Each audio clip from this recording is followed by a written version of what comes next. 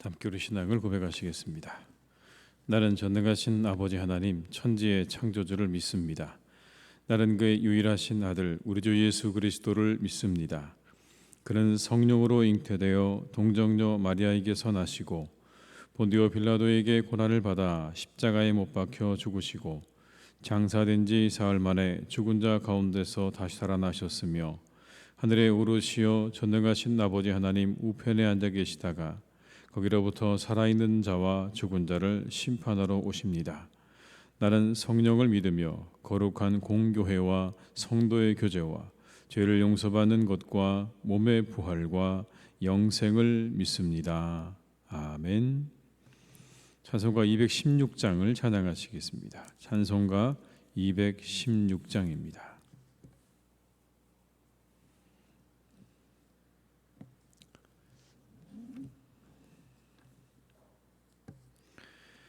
성자의 귀한 몸 날 위하여 버리신 그 사랑 고마워라. 내 머리 숙여서 주님께 비는 말 나무어 주님께 바치리까.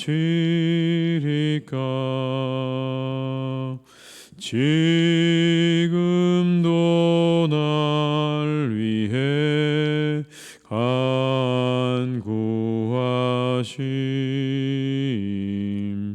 이 옅은 믿음이 아옵나니.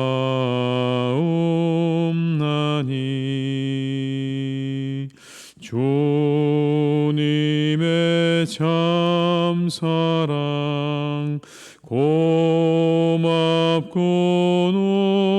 놀라워 찬송과 기도를 쉬지 않네. 주님의 십자가 나도 지고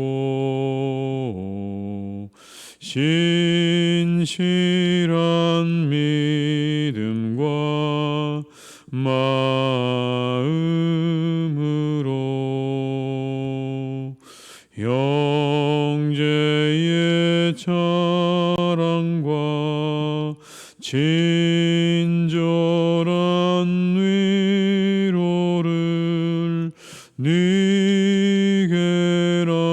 베풀게 하옵소서. 만 가지 은혜를 받았으니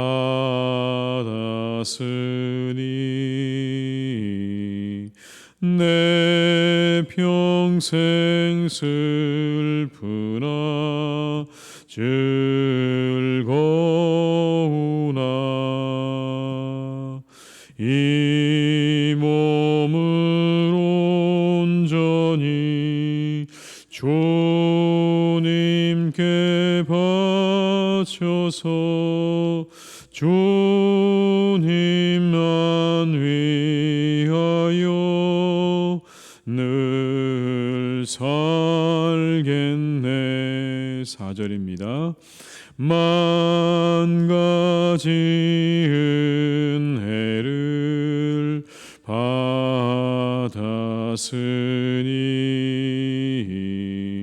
내 평생 슬프나 즐거우나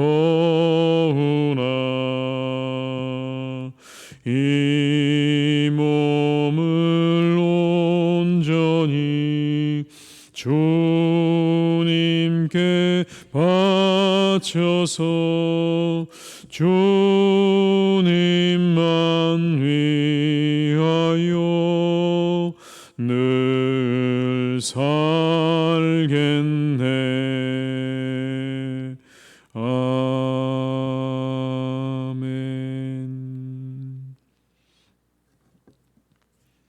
이 시간 하나님께서 우리에게 주신 말씀은 요한복음 7장 25절에서 36절의 말씀이 되겠습니다. 요한복음 7장 25절에서 36절의 말씀이 되겠습니다.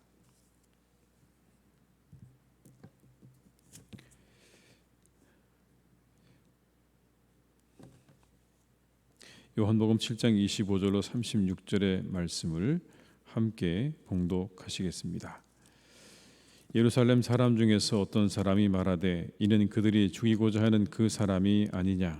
보라, 드러나게 말하되 그들이 아무 말도 아니하는도다. 당국자들은 이 사람을 참으로 그리스도인 줄 알았는가. 그러나 우리는 이 사람이 어디서 왔는지 아노라. 그리스도께서 오실 때에는 어디서 오시는지 아는 자가 없으리라 하는지라. 예수께서 성전에서 가르치시며 외쳐 이르시되 너희가 나를 알고 내가 어디서 온 것도 알거니와 내가 스스로 온 것이 아니니라. 나를 보내신 이는 참되시니 너희는 그를 알지 못하나 나는 아노니 이는 내가 그에게서 났고 그가 나를 보내셨음이라 하시니 그들이 예수를 잡고자 하나 손을 대는 자가 없으니 이는 그의 때가 아직 이르지 아니하였음이로라. 무리 중에 많은 사람이 예수를 믿고 말하되 그리스도께서 오실지라도 그 행하실 표적이 이 사람이 행한 것보다 더 많으랴 하니 예수에 대하여 무리가 수군거리는 것이 바리새인들에게 들린지라.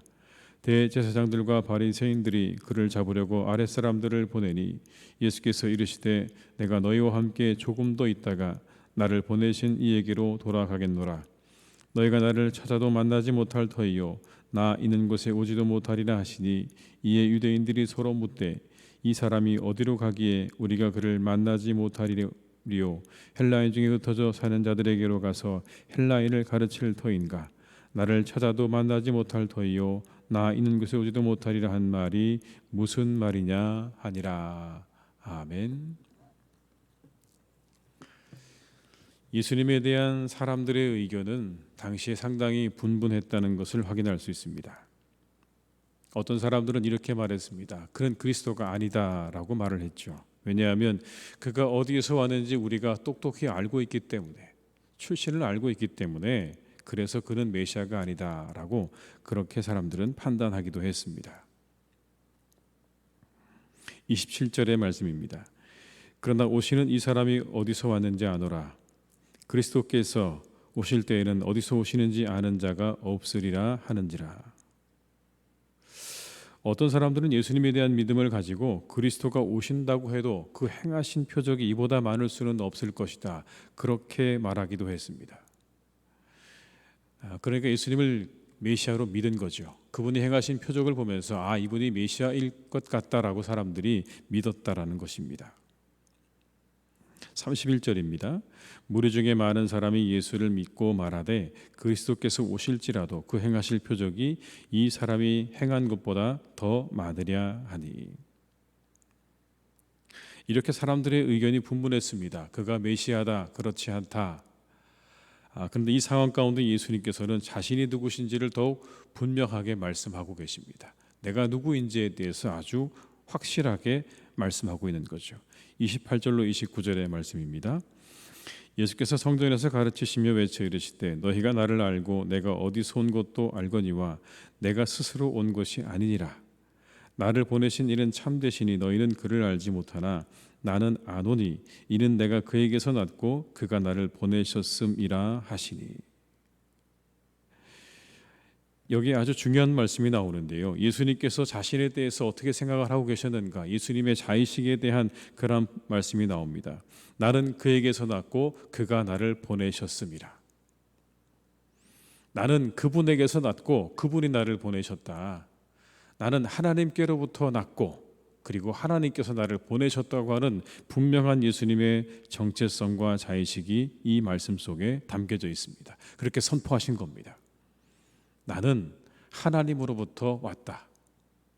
그리고 그분이 나를 보내셨다고 하는 그 예수님의 자의식, 그리고 자신이 메시아이심을 분명하게 드러내고 계십니다. 예수님께서 어떤 상황에도 당당하실 수 있었던 이유가 여기 있죠. 내가 누구인지를 분명하게 아셨습니다.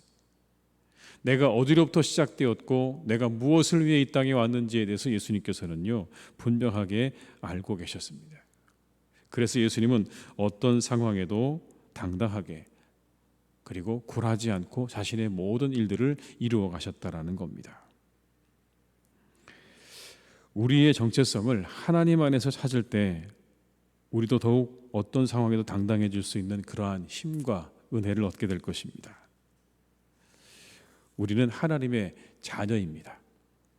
우리가 이 한 가지 믿음을 가지고 살아갈 수 있다면 우리는 어떤 순간에도 당당하고 낙심하지 않게 될 것입니다. 나는 하나님의 자녀다. 우리는 하나님의 자녀다라고 하는 이 의식, 우리 사랑하는 교우들이 하루도 이 마음과 이 믿음으로 살아가시기를 바랍니다. 나는 하나님의 자녀다.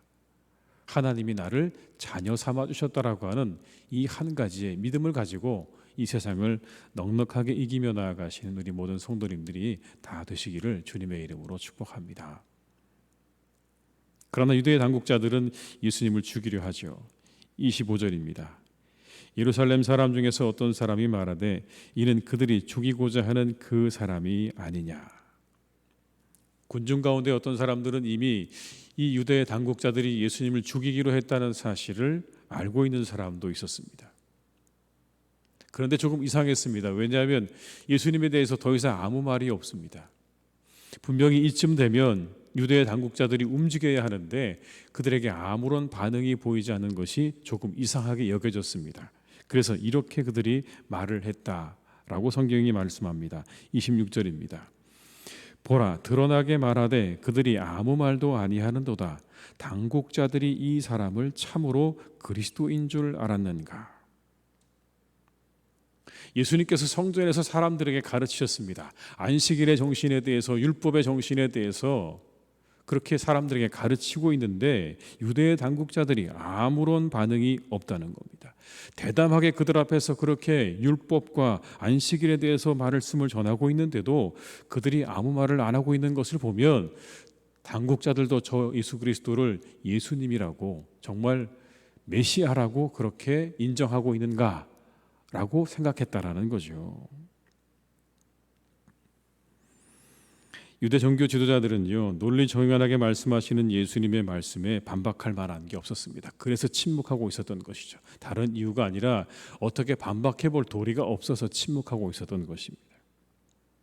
그러나 뒤로는요, 엄청 바쁘게 움직이고 있었다는 걸 우리가 그 다음 말씀을 통해서 확인할 수가 있습니다. 32절입니다. 예수에 대하여 무리가 수군거리는 것이 바리새인들에게 들린지라. 대제사장들과 바리새인들이 그를 잡으려고 아랫사람들을 보내니. 이제 그 이야기가 들리자 움직이기 시작을 합니다.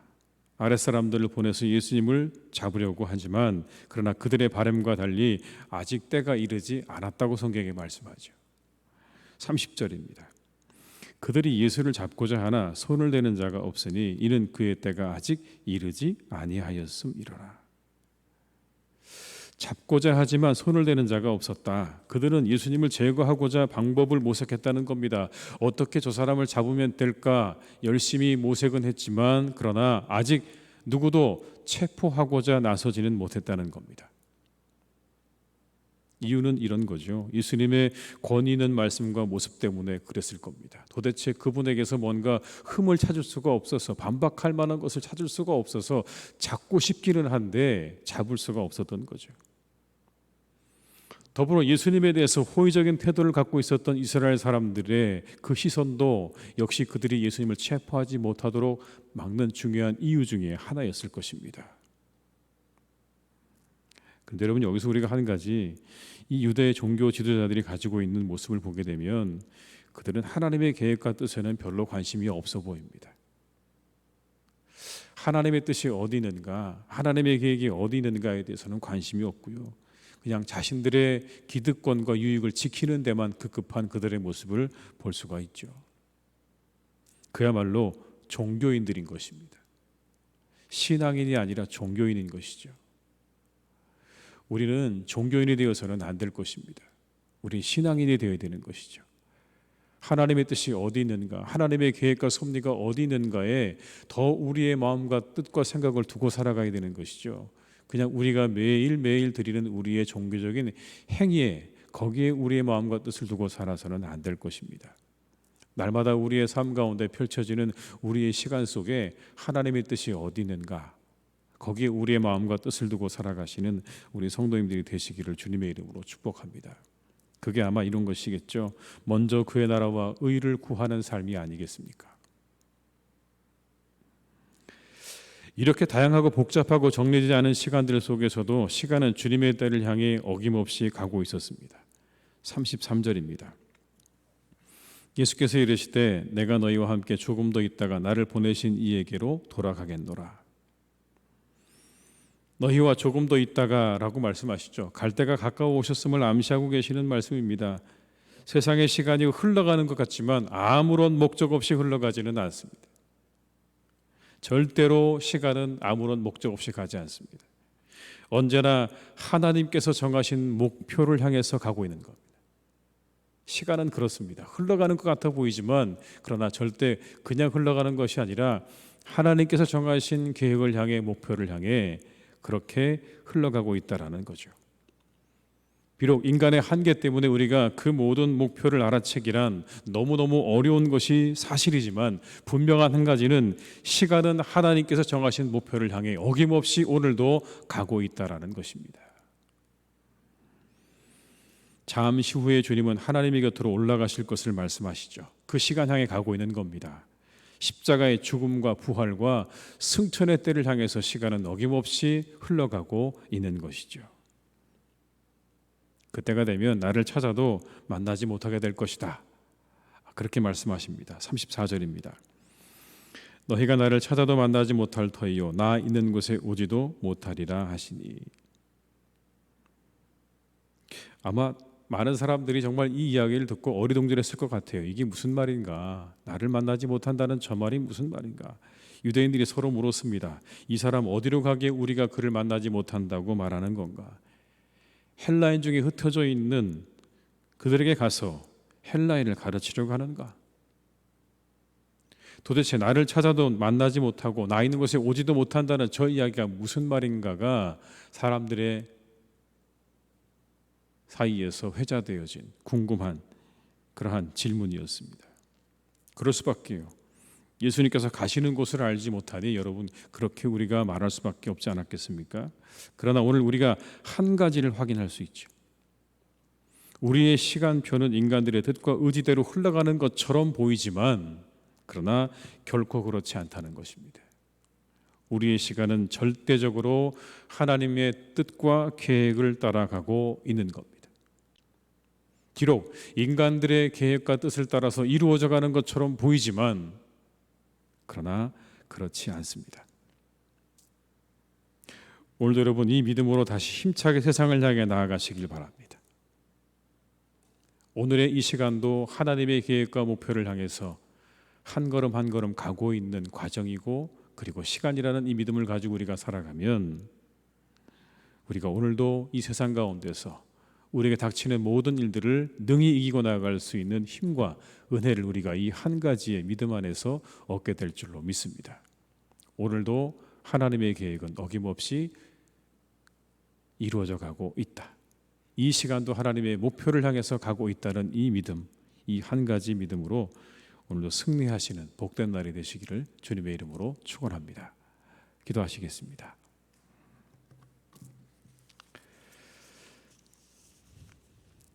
아버지 하나님, 오늘도 이 새벽에 저희를 깨우시고 말씀과 기도와 찬양으로 하루를 열게 하시니 감사를 드립니다.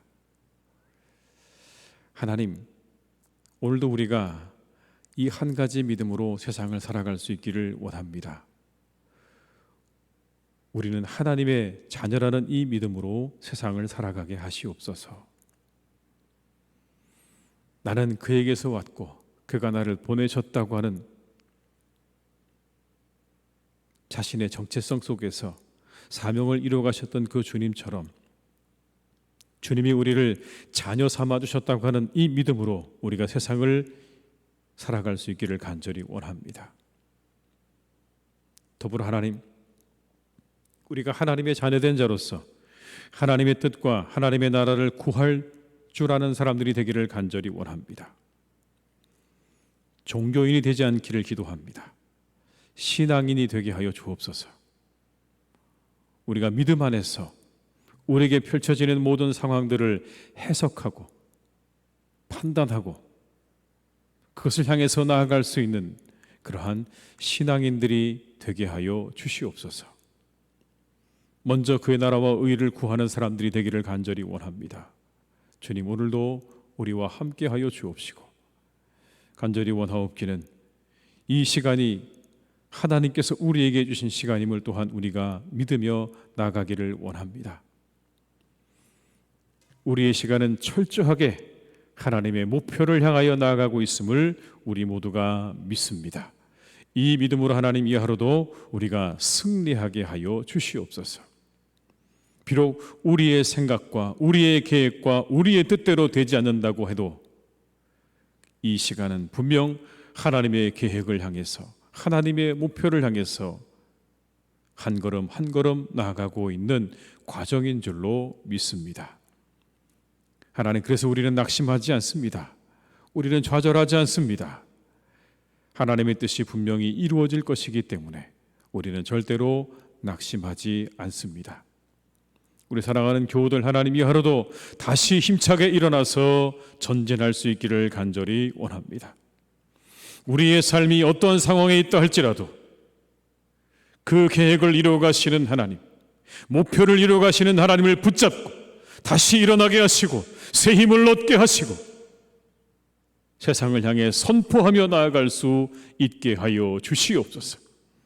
나는 하나님의 자녀다라고 선포하게 하시고 오늘의 이 하루도 하나님의 목표를 향해 가고 있다라고 우리가 선포하며 그렇게 나아가는 우리 성도님들 되게 하여 주시옵소서. 그 가운데 하나님, 우리가 다시 일어설 수 있는 힘과 은혜가 있습니다. 능력이 그곳에 있습니다. 우리에게서 아무리 찾아보아도 하나님, 우리는 그렇게 우리의 모든 시간과 미래를 해치고 나아갈 만한 능력과 힘을 갖추고 있지 않습니다. 오직 하나님께로부터 우리가 힘과 은혜를 얻는 그러한 사람들이 되게 하여 주시옵소서. 믿음 안에서 힘을 얻게 하시고 믿음 안에서 은혜를 얻게 하시고 믿음 안에 다시 새롭게 되어지는 그런 놀라운 은혜를 맛보는 신앙생활 되기를 간절히 원하오니 하나님으로부터 오는 은혜와 힘을 힘입어 사는 진정한 그리스도인들이 될 수 있도록 우리와 함께하여 주시옵소서. 아버지 하나님, 코로나가 계속 확산되고 있습니다. 하나님께서 이 모든 것을 이제 멈추어 주시고 이 모든 것들을 회복시켜 주시기를 간절히 원합니다. 하나님, 우리를 긍휼히 여겨 주시옵소서. 불쌍히 여겨 주시옵소서. 이 땅의 모든 사람들을 긍휼히 여기시고 불쌍히 여겨 주시기를 간절히 원합니다.